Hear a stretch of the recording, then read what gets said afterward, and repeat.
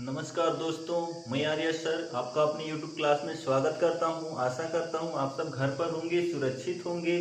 आज हम बात करते हैं हिंदी का भाग 33 में शब्द रूप या विभक्ति। ठीक है, हमने इसके पहले भाग 32 में जो है आपको शब्द रूप या विभक्ति के बारे में, जिसमें बालक का रूप के बारे में जानकारी दी थी। उसके साथ जो है बालक के रूप के अंतर्गत कितने 10 या 15 जो है शब्द और जो है उनके बारे में आप उसका शब्द रूप या विभक्ति लिख सकते थे। ठीक है, तो चलिए देखते हैं। तो उसमें हमने 3 ट्रिक बताई थी, एक वचन की, द्विवचन की और बहुवचन की। ठीक है, वो ट्रिक अगर आपको याद हो गई है तो आपको इसमें भी सहायता करेगी, उसमें तो पूरी तरीके से करेगी। ठीक है, तो चलिए हम इसमें जो है दूसरा जो है उकारांत पुल्लिंग शब्द लेते हैं, जिसमें भानु को हमने ऐड किया है। और जो तीसरा है वो सर्वनाम शब्द के रूप में जो है वो क्या है, अस्मद है, जिसका मतलब मैं होता है। ठीक है, तो ये जो अस्मद है ये क्लास 9th और 10th में है।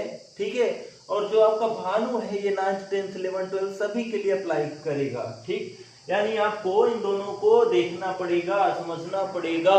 ठीक है, तो चलिए देखते हैं उकारांत पुल्लिंग शब्द में भानु शब्द। ठीक है, भानु के ही अंतर्गत क्या आएगा, मुनि, कपि, विधि, रवि, गिरि, कवि, विष्णु, गुरु, प्रभु, पशु, शत्रु आदि। ठीक है, ये शब्द जो है सब जो है भानु के अंतर्गत आएंगे। ठीक है, यानी आपको भानु का रूप याद हो गया तो इन सब का भी रूप याद हो जाएगा आसानी से। चलिए हम बात करते हैं कि विभक्ति एक वचन, द्विवचन, बहुवचन। तो प्रथमा विभक्ति एक वचन में भानु क्या होगा, भानु, भानु, भानुवः, भानुम, भानु, भानून, भानुना, भानुभ्याम, भानुभिः, भानुवे, भानुभ्याम, भानुभ्यः, भानोः, भानुभ्याम, भानुभ्यः, भानोः, भानुवोः, भानूनाम, भानो, भानुओह, भानुषु। ठीक है, हे भानु, हे भान, हे भानुवाह। ठीक है, तो ये जो है भानु शब्द का रूप था, क्या था, भानु। ठीक है, भानु, भानु, भानुवाह, भानु, भानु, भानून, भानुना, भानुभ्याम, भानुभिः, भानुवे, भानुभ्याम, भानुभ्यः, भानो, भानुभ्याम, भानुभ्यः, भानो, भानुवो, भानुनाम, भानो, भानो, भानुषु, हे भानु, हे भान, हे भानुवः। ठीक है, ये शब्द किसके थे, भानु शब्द रूप था। ठीक है, इसी के जरिए जो है हम मुनि, कपि, विधि, रवि, गिरि, कवि, विष्णु, गुरु, प्रभु, पशु, शत्रु आदि का रूप हम पढ़ सकते हैं। ठीक, अगर हम इसके पहले वाली ट्रिक की अगर बात करें तो प्रथमा एक वचन, द्विवचन और बहुवचन की, तो इसमें देखिए द्वितीय विभक्ति के एक वचन में मां लगा है। ठीक है, और जो आपका बस उसके बाद द्विवचन में देखिए भानुभ्याम, भानुभ्याम, भानुभ्याम। ठीक है, यानी तृतीय, चतुर्थी, पंचमी के द्विवचन का रूप सेम है जो इसी ट्रिक के अनुसार है। ठीक है, आगे देखिए जो भी षष्ठी सप्तमी में ओ की मात्रा लगी रहेगी, ये देखिए लगी हुई है। ठीक है, नेक्स्ट हम बात करते हैं बहुवचन में। तो यहाँ पर देखिए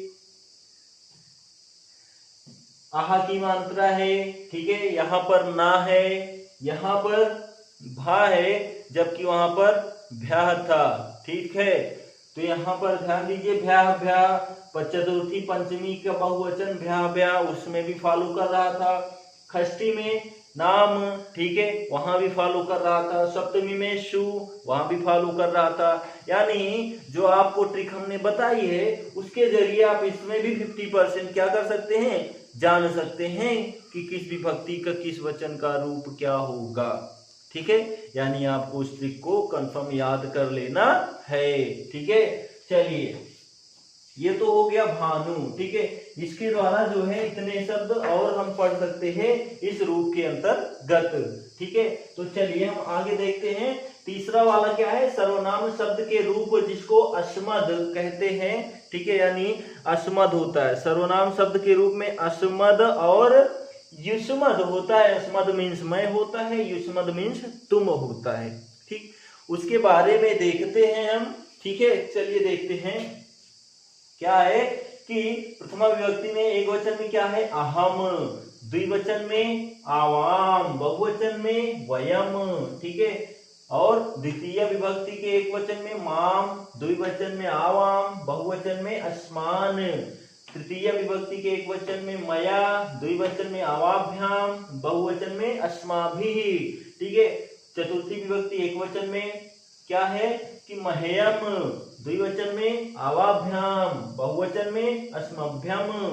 पंचमी विभक्ति के एक वचन में मत, द्विवचन में आवाभ्याम, बहुवचन में अस्मत्, ठीक है। षष्ठी विभक्ति के एक वचन में मम, द्विवचन में आवयोः, बहुवचन में अस्माकम। सप्तमी विभक्ति के एक वचन में मयि, द्विवचन में आवयोः, बहुवचन में अस्मासु। अब इसमें देखिए संबोधन नहीं है, ठीक है, इसमें सप्तमी विभक्ति तक ही रहता है, इसमें संबोधन का प्रयोग नहीं किया जाता है, ठीक है। तो यानी जो आपका अस्मद और युष्मद है, इन सब में केवल सप्तमी विभक्ति तक, प्रथमा से सप्तमी विभक्ति तक ही रूप होता है, संबोधन का प्रयोग नहीं किया जाता है, ठीक है। तो यहाँ पर जो है इसी के अनुरूप जो है क्या होता है, युष्मद यानी तुम का भी क्या रहता है, शब्द रूप रहता है। यानी आपने अस्मद का याद कर लिया तो आपको युष्मद का भी याद हो जाएगा। कैसे, तो ध्यान दीजिए, ये आपको याद होना चाहिए। अगर हम ट्रिक की बात करें तो इसके पहले भाग में जो हमने भाग 32 में ट्रिक बताई थी, उसी पर ये भी फॉलो कर रहा है क्या। यहाँ देखिए माँ लगा है, ठीक है, और यहाँ पर देखिए या लगा है, ठीक, सॉरी यहाँ पर या तो है ही नहीं, यहाँ पर देखिए ता लगा है, यहाँ पर हो गया। उसके बाद द्विवचन में आते हैं तो यहाँ पर देखिए भ्याम भ्याम भ्याम, यहाँ पर ओ की मात्रा ये फॉलो कर रहा है इसमें पूरी ट्रिक लगभग में, ठीक है। और यहाँ बहुवचन में अगर हम बात करें तो यहाँ पर अस्मान में फॉलो कर रहा है। उसके बाद अस्मभ्यम नहीं कर रहा है, अस्मत् नहीं कर रहा है, अस्माकम और अस्मासु में जो है वो ट्रिक फॉलो कर रही है। यानी लगभग 40% तो 40 क्यों, इसमें भी 50 क्रॉस जो है इसमें फॉलो कर रहा है वो ट्रिक। यानी आपको ट्रिक याद करनी पड़ेगी, या तो आप शब्द रूप याद करिए, ठीक है। तो आपको एक काम तो करना ही पड़ेगा। अगर आप दोनों कर लेते हैं तो आपको बहुत ज्यादा प्रॉफिट होगा, यानी बहुत ज्यादा लाभ होगा, आपको ज्यादा मेहनत फिर नहीं करनी पड़ेगी, ठीक है, अगर आप ट्रिक और शब्द रूप भी याद कर लेते हैं तो, ठीक। चलिए, तो हम यहाँ पर अगर युष्मद की बात करें तो क्या हो जाएगा, तम युवाम यूयम, त्वाम युवाम युष्मान, त्वया युवाभ्याम युष्माभि, तुभ्यम युष्मभ्यम, तुभ्यम युष्माभ्याम युष्मभ्यम, तद युवाभ्याम युष्मत,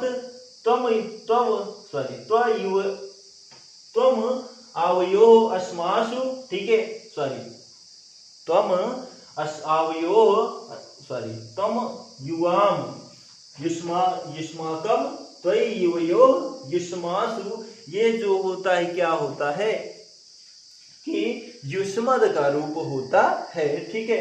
तो यानी अगर आप अस्मद का याद कर लेते हैं तो युष्मद का भी आसानी से याद हो जाएगा, ठीक। अब हमारा जो शब्द रूप या विभक्ति था हम इतना ही लेते हैं। एक और शब्द रूप ध्यान दे दीजिएगा, नदी का, ठीक है, जो इकारांत स्त्रीलिंग का शब्द है नदी, ठीक। इकारांत स्त्रीलिंग का शब्द नदी है, तो नदी का रूप कैसे पढ़ा जाएगा, तो ध्यान दीजिए, नदी नद्यो नद्यः, नदीम नद्यो नदीः, नद्याः नदीभ्याम नदीभिः, नद्ये नदीभ्याम नदीभ्यः, नद्याः नदीभ्याम नदीभ्यः, नद्याः नद्योः नदीनां, नद्यां नद्योः नदीषु, हे नदी हे नद्योः हे नद्यः, ठीक है। इसी के अनुरूप जो है मति का भी रूप चलता है, यानी जो मति है, बुद्धि है, उसका भी रूप इसी के अनुसार चलता है। जैसे मति मत्यो मत्यः, मति मत्यो मतीः, मत्या मतिभ्यां मतिभिः, मत्ये मतिभ्यां मतिभ्यः, मत्या मतिभ्यां मतिभ्यः, मत्या मत्यो मद्यो मत्यो मदीनां, ठीक है, मतीनां, मत्या मत्यो मतीषु, हे मति हे मत्यो हे मत्या। ठीक है, ये जो है मति शब्द का रूप है। एक बार नदी का और सुन लीजिए। ठीक है, ये सब बहुत मोस्ट इंपॉर्टेंट शब्द हैं। ठीक है, आप इनको अगर याद करते हैं तो आपको बहुत लाभ देंगे और इसके द्वारा जो है बहुत सारे शब्द रूप याद हो जाते हैं। ठीक, एक बार सुन लीजिए। नदी नद्यो नद्यः, नदीम नद्यो नदीः, नद्याः नदीभ्याम नदीभिः, नद्ये नदीभ्याम नदीभ्यः, नद्याः नदीभ्याम नदीभ्यः, नद्याः नद्यो नदीनां, नद्याम नद्यो नदीषु, हे नदी हे नद्यो हे नद्यः। ठीक, ये नदी का रूप था, इसी के अनुसार मति का भी चलता है। ठीक, तो ये आपका जो शब्द रूप या विभक्ति था ये खत्म हो गया। ठीक है, ये आपको 9th 10th 11th 12th UP board में आपको मिलेगा।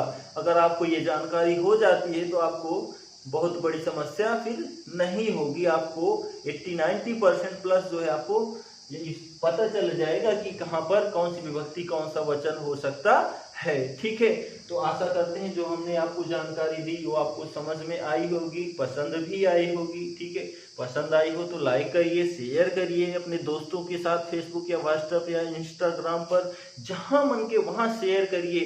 पर मेरे चैनल को और बढ़ाने का प्रयास करिए। ठीक है, जिससे और सबको भी ये लाभ मिल सके। जो हम आपको जानकारी देते हैं वो बहुत ज़्यादा गेन की हुई जानकारी देते हैं, यानी कि अगर आप किसी एक यूट्यूबर को देखेंगे तो वहाँ पर जितनी मैं जानकारी दे रहा हूँ उतनी आपको प्रोवाइड नहीं हो पाएगी। मैं पूरे ऑल टोटल जितने भी वीडियोस होते हैं उन सबको देखने के बाद मैं एक अपना स्वयं व्यू लेकर आता हूं, जिससे आपको एक ही वीडियो में पूरा प्रॉफिट मिल सके, अदर वीडियो आपको ना देखना पड़े। तो जो आपको शब्द रूप या विभक्ति के बारे में बताया, ये आपका वीडियो जो था या टॉपिक था ये कंप्लीट हो गया। नेक्स्ट वीडियो में नेक्स्ट टॉपिक के साथ मिलेंगे। ठीक है, तब तक के लिए जय हिंद, धन्यवाद, वंदे मातरम।